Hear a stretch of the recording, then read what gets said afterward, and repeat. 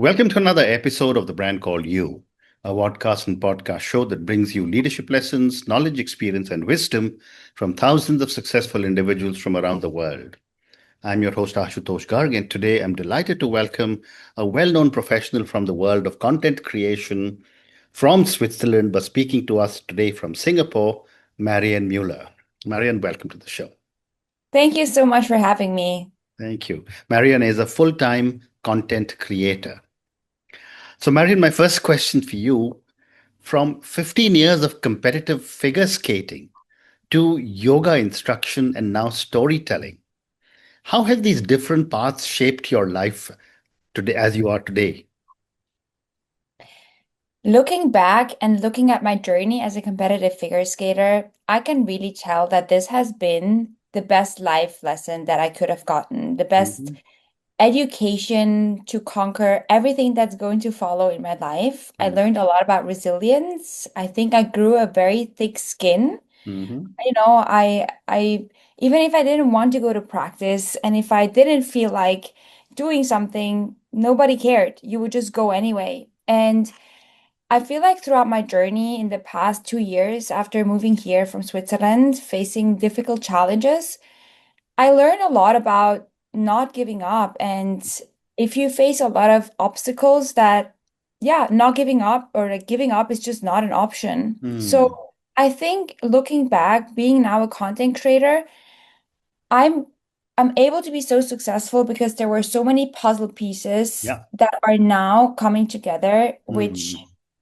enables me to do what I do. Mm. And how did your background as a radio host and a political science graduate influence your approach to content creation? Yeah, being a radio host for 1 year was a super interesting experience. And that was the first time I actually learned to articulate myself, how Mm. to speak in front of a microphone, how to use my voice. And I was able to interview a lot of celebrities at Mm. festivals like David Guetta. And I think I got very comfortable in front of the camera. So that was definitely something that helped me with my profession now as a full-time creator. And my background in political science, I mean, I'm not talking about any politics, but I think having a master's degree from a well-known university helps you to learn how to approach conflicts, how to Mhm. approach difficulties, and if you see a problem and how you are going to solve these best. Mm. At the end of Okay. the day, there's also a lot of admin, there's a lot of emails, there's a lot of communication. Mm. And yeah, what I learned at my uni is helping me outside of the camp. Absolutely. Absolutely. But as you look back, you've changed your career quite significantly, moving from Switzerland to becoming a full-time creator in Singapore. Have there been any surprises or any unexpected uh, parts that you'd like to share with us? Yes, of course. I moved here with the imagination I would make some applications and find a job in the corporate world. Mm. And between us, I was so confident. I was not under the impression that this was going to be hard for me to find a job. Hmm.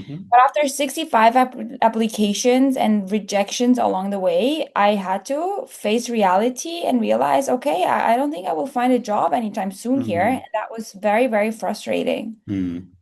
Amazing. Let's now talk about the work that you're doing in Singapore. And, these are insider tips about Singapore. I know Singapore very well. I've lived there for many, many years myself. So I'm looking forward to learning some interesting pointers from you today. Let me start by asking you, Marian, what are your favorite hidden gems in Singapore that a lot of tourists usually miss? For everyone who follows me on my socials can tell that I'm absolutely obsessed with their national dish, chicken rice. Yeah.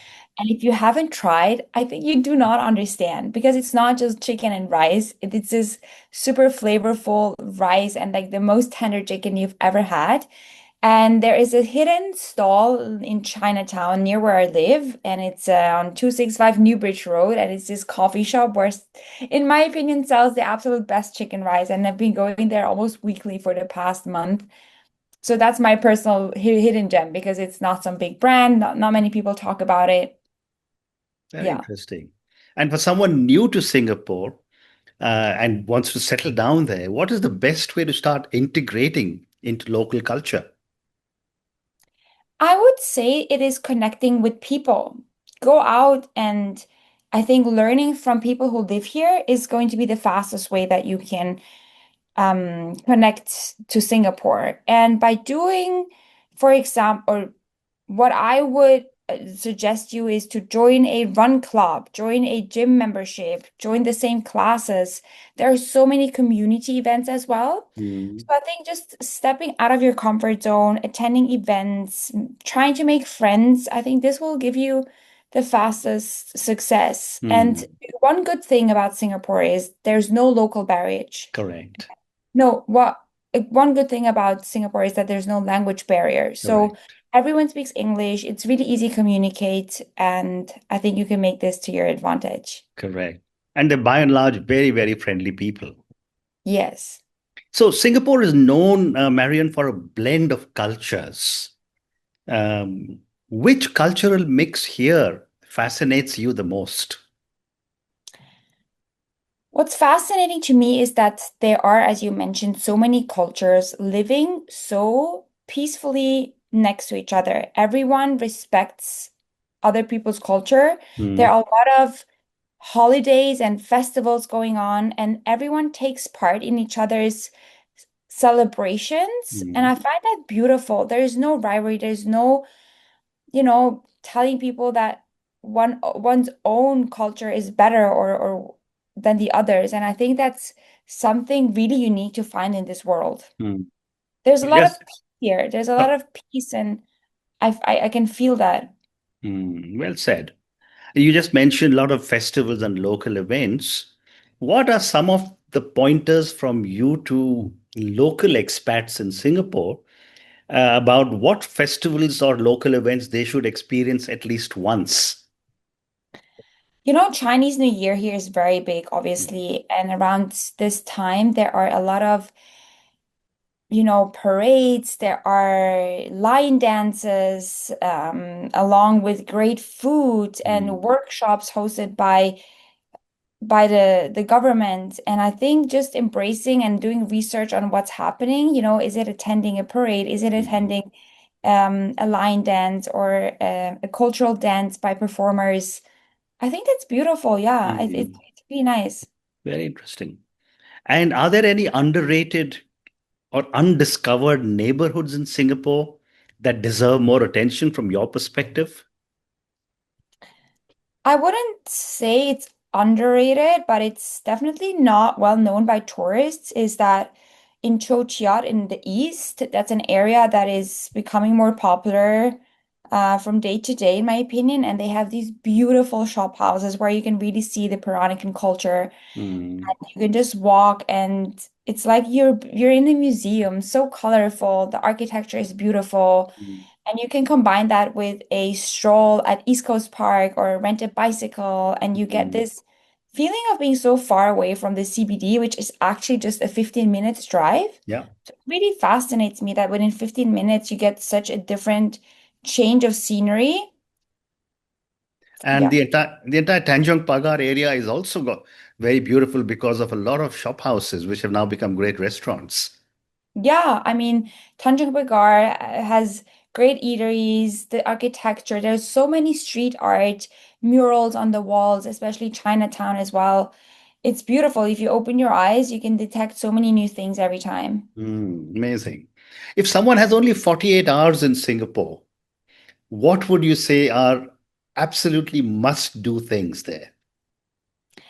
I mean, if you come to Singapore for the first time, Marina Bay Sands and Gardens by the Bay, it's absolutely stunning. I'm so fascinated by the architecture of this building. And if you go up to Spago or Lavo and you have a drink there, you get to see the most beautiful view on Singapore, which is really impressive. And the light show at Gardens by the Bay, which is, by the way, free.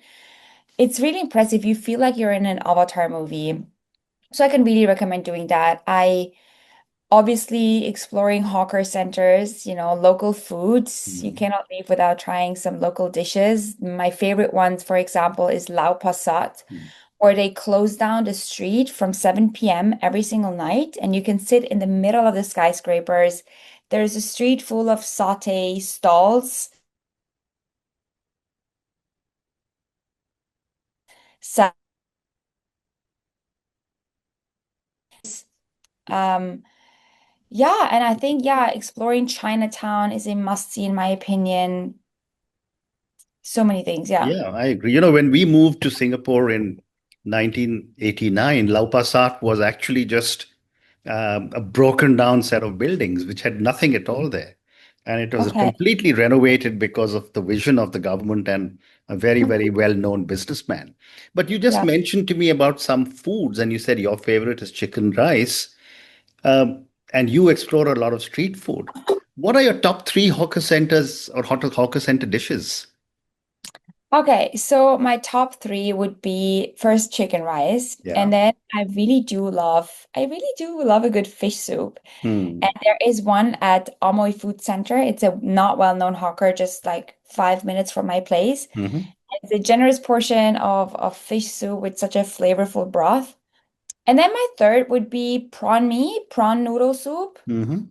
because I'm a big soup fan, and I'm just so fascinated about how they make this broth so flavorful. Amazing.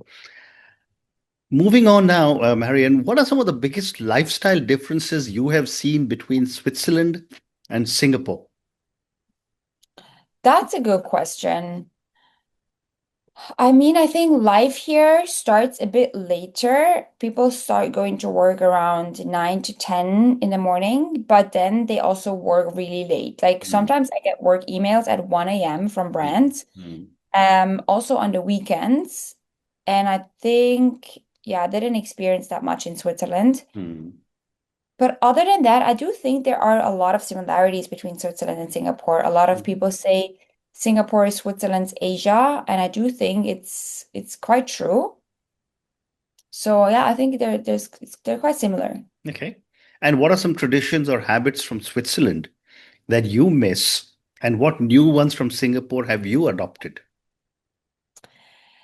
Missing Switzerland, or what I miss about Switzerland, I almost sometimes feel ashamed to say this because there is really not a lot. Hmm. There's really not a lot because, mentioning my friends and my family is probably not doesn't really count. Hmm. Um, to answer your question about what I have adapted, or like what are Swiss habits, in Singapore I've adapted to drink warm water. I Hmm. do not like iced water. I go with my everyone says I'm becoming a Chinese auntie because I always ask for tea or warm water to accompany my meals. Hmm. Then I do love a porridge for breakfast. I'm not a Western. Even if I'm, traveling at hotel buffets, I would go for Asian breakfasts. Hmm. Um, you know, I mean, there are small things, right? I mean, I think the language, I've adapted some Singlish words. Okay.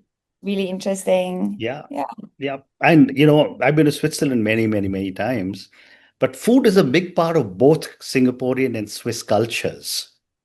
What do you find most striking about Swiss versus Singaporean food culture? Between us, I think Swiss food is terrible. Okay.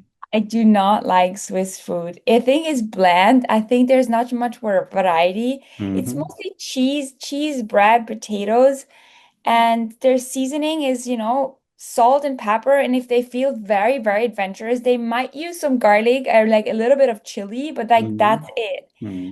So Singapore and the Asian culture has such a variety of spices and dishes, and I could live without Swiss cuisine for the rest of my life. So there's Hmm. nothing I miss about Swiss Okay. food. Okay.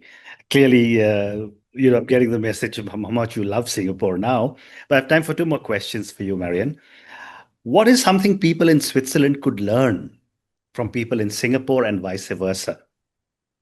Oh, there's a lot. I do think Singapore is so much advanced in many aspects. Hmm. Is it, for example, the healthcare industry? If you go to see a doctor, you can make an appointment in the morning just online. You get your test results within hours on your phone via WhatsApp message. In Switzerland, that might take 2 hours. There's the convenience where you can order groceries to your doorstep arriving within 25 minutes. And I think that's so fascinating. I mean, the cleanliness is a great factor here. Safety is something that Switzerland is quite good at, but Mhm. Singapore is next level. Mm. So yeah. Okay. And my last question for you, Marion. If someone is planning to move to Singapore, what is the one thing they should prepare for that most people don't expect?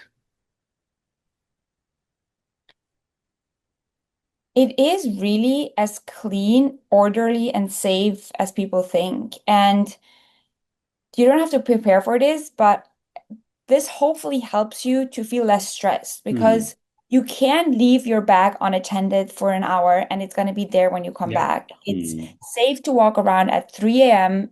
anywhere in Singapore, Hmm. anywhere as a woman. And I hope that helps you to feel a bit more relaxed. Hmm. Everyone is friendly. I feel like this is like a safety bubble and nothing can happen to you Correct. here. And I Correct. hope if you're moving here, that is going to, yeah, give you a little bit of peace. Absolutely. But on that note, Marian, I just want to say what an amazing conversation this has been with you. We lived there from 89 to 96, 7 years in Singapore, and I still go back at least 4 or 5 times every year. It's one of my favorite cities in the world. And everything you've said about Singapore is so true. And every year that I see something new. It gets better and better and better. Thank you again for speaking to me, and good luck to you. Thank you very much for having me. Have a great day. Thank you. You too. Thank you for listening to the brand called You Videocast and Podcast, a platform that brings you knowledge, experience, and wisdom of hundreds of successful individuals from around the world. Do visit our website www.tbcy.in to watch and listen to the stories of many more individuals. You can also follow us on YouTube, Facebook, Instagram, and Twitter. Just search for the brand called You.